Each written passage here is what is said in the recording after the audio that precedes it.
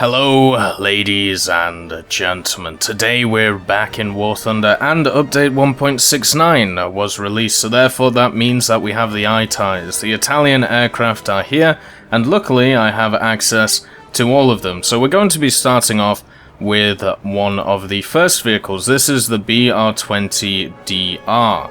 It is the first bomber that you get in the Italian tech tree. It is the only tier 1 bomber that you get as the Italians. The BA-65 is seen as an attacker, and I would say it's more of a heavy fighter than anything else, but that's the only experience I've really had with it. So the BR-20 is kind of interesting.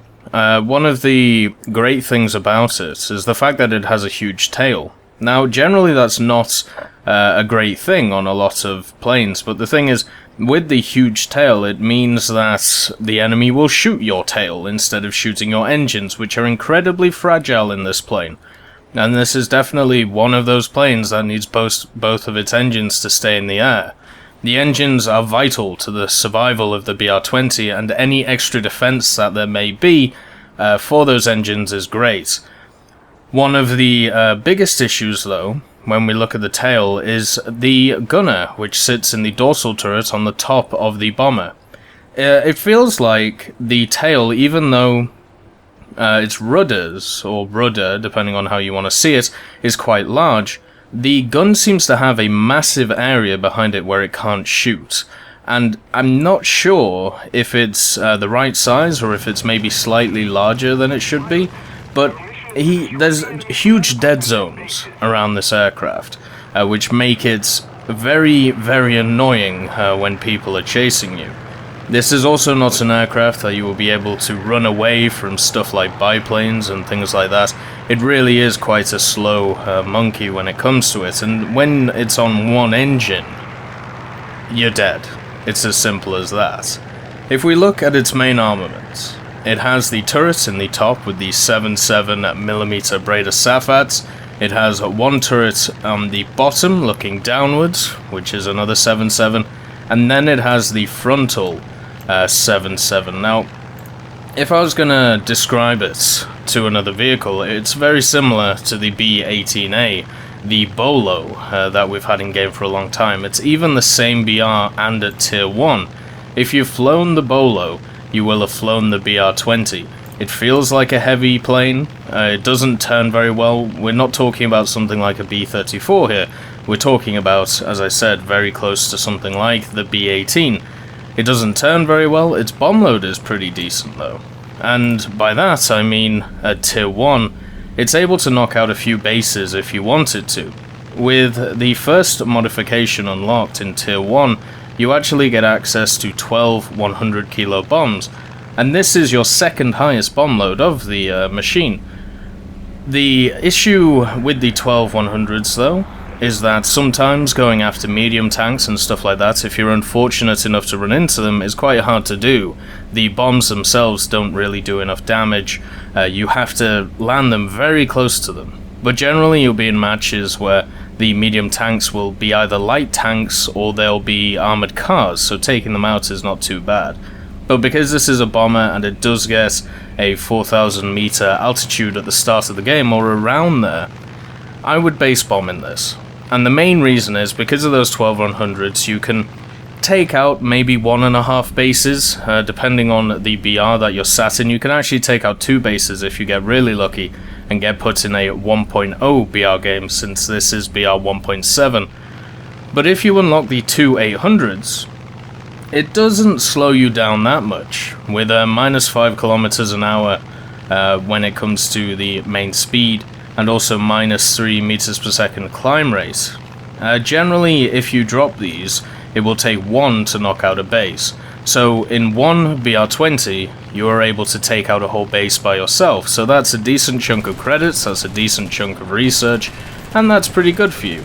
I'm safe in saying that if we look at it just as a bomber, comparing it to all the other bombers that we have around the 1.7 area, because there is a lot of them now. One of my favorite aircraft, the HE-111H3, this is sat at 1.7, the B-18, which is sat at 1.7, the Sunderland, which I would class much more as a heavy fighter, but it is a bomber. That's at 1.7.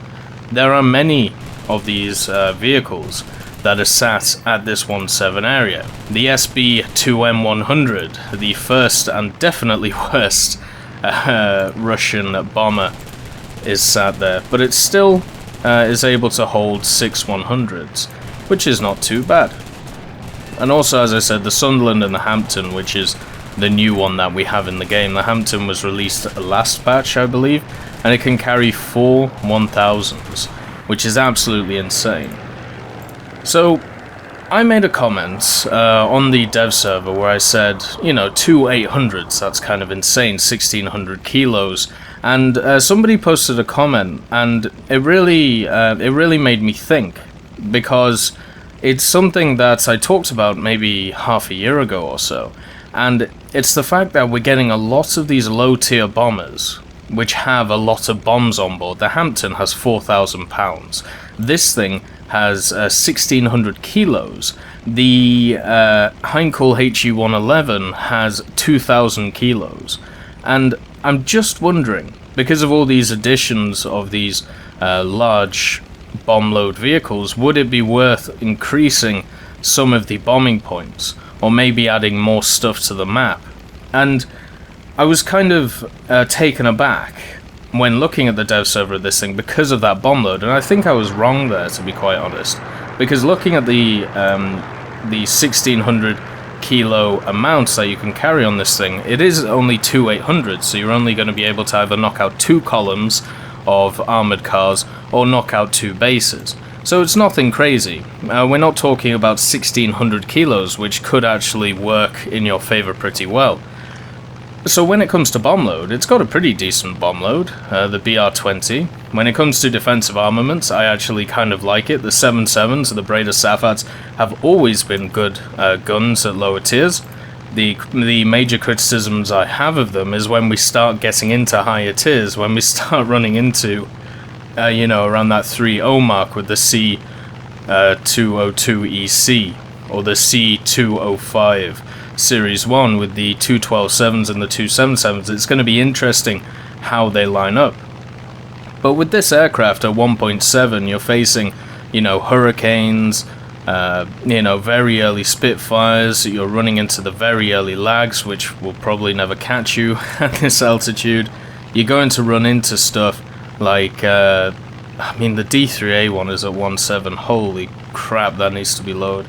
The early Ki-43s, which don't have very good guns, the Germans, which you shouldn't generally run into, but if you do, you know, you're running into the same exact guns with the C200. I love it how they changed the name of these. They dropped the M. But you're running into some cannons, but you're running into 7.92s, and then, obviously, with the Americans, you're running into 12.7 M2s, but a very small amount of them, and 3 7.62s. So even though the BR.20 doesn't really have a lot of armor on it, it's going to last a while. And because of that large tail, it covers the majority of your aircraft. Now, you don't get combat flaps in this thing. It only has takeoff and landing flaps. You can use the takeoff flaps to help your turnouts, but just remember that you're going to lose a lot of speed in the turn. As I said, if you've flown the B-18, you've pretty much flown this thing when it comes to its maneuverability and how it acts. There are a few differences. In my experiences, I've always struggled with landing the B-18, but with the BR.20, it's very much smooth riding.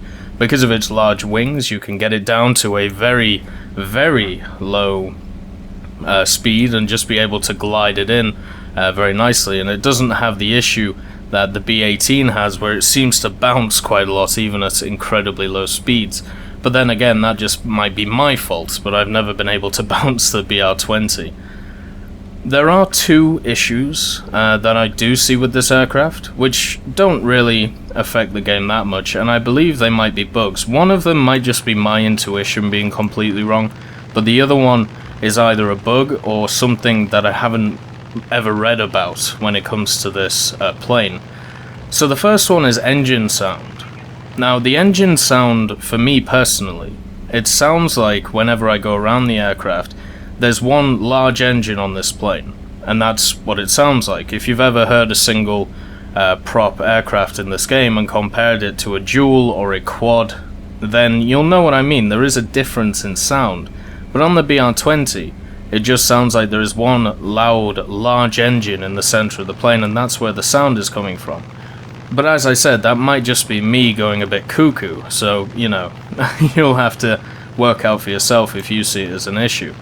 The other issue is the fact that when you brake in this thing, when you're on the airfield, you will take a sharp turn to the left, and you can pull full right on the controls, and you'll still pull sharp left. The issue, I think, which is happening, is that only one of the wheels in-game is actually braking. I think the left wheel is braking, and the right wheel just doesn't have any brakes on it. So what's happening is, once you land it, once you're going maybe 80 or 60 kilometers an hour, you hit the brake button, and then you just, you know, you turn to the left, because there's no braking going on the right side. Now, if that's how it was in real life, then, you know, congrats to Gaijin. But something tells me it wasn't, and it may need to be fixed. I have thrown in a bug report, so, you know, you don't have to. But those are the two issues I've run into with this thing. It does have fully functionable doors, which is kind of interesting. There are two doors on the aircraft, both on the left side. One is right next to the pilot. You can see it in the cockpit, which is very nice.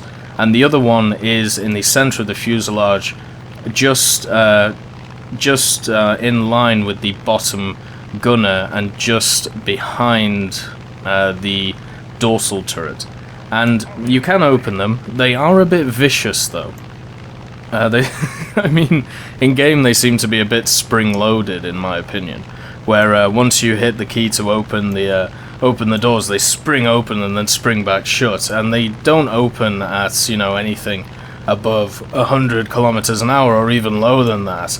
So you do have to watch out for that. It's just kind of hilarious, just having fun. I was thinking maybe you could do like smoke signals or something like that with the people around you, but unfortunately you can't do it at high speeds.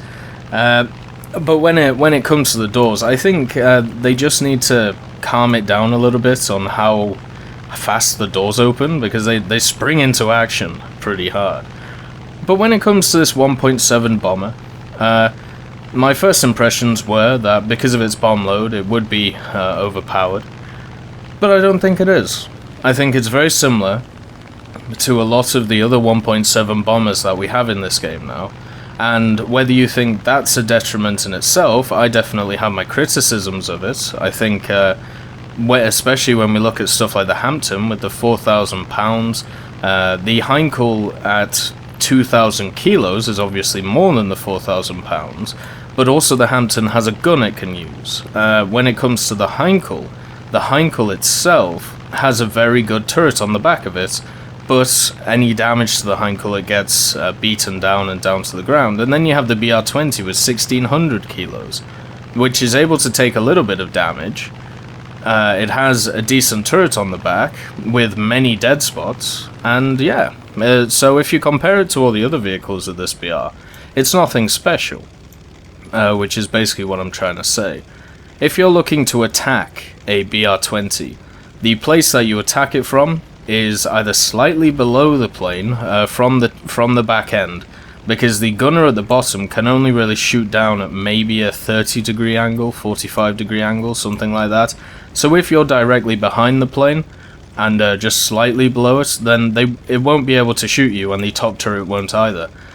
If you want to be a bit more snazzy about it and you want to take out an engine so this thing will just drop out of the sky, what you do is you approach it from behind at about a 20-degree angle from center of the tail, and the turret won't be able to shoot you because the big rudder will be in the way. You can do it 20 degrees either side and the turret won't be able to shoot you. You can just line it up, so if the turret starts to shoot you, just veer to the right or left a little bit and you'll work out where that dead spot is. If you want to be coy about it and you want to actually do it properly, well, all you have to do is attack it from the sides and go under it, hit an engine, and then get out on the other side. You shouldn't, you shouldn't attack the front or the back of the plane. Just hit the engine and then get out, and the plane will just fall out of the air. It may take a while, so you may not get the kill. So you might want to finish it off. But that's how you take this thing out. So you just go for the engines. They're gigantic. And with the stopping power that you're going to have with a lot of the guns of this BR, generally you're not going to have enough to be able to knock out a ton of components or rip off a tail. I haven't had the experience yet of this tail ripping off. I'm sure it's spectacular. But when it came to the Bolo had an issue where once the control surfaces were destroyed with the tail used to fall off. I'm not sure if it does it anymore, but I haven't experienced that in the BR.20 yet. Maybe I should play some more matches and find out, but if that happens, it's going to be very interesting to see. But anyway, I hope you all have a lovely day, and over the next few days or so, we're going to have a look at some of the new aircraft, some of them being Italian, some of them being the tanks. I've already unlocked the Puma and the new Churchill, so we'll be having a look at them soon. And yeah, simple as that really. I hope you all have a nice day, and I'll see you next time.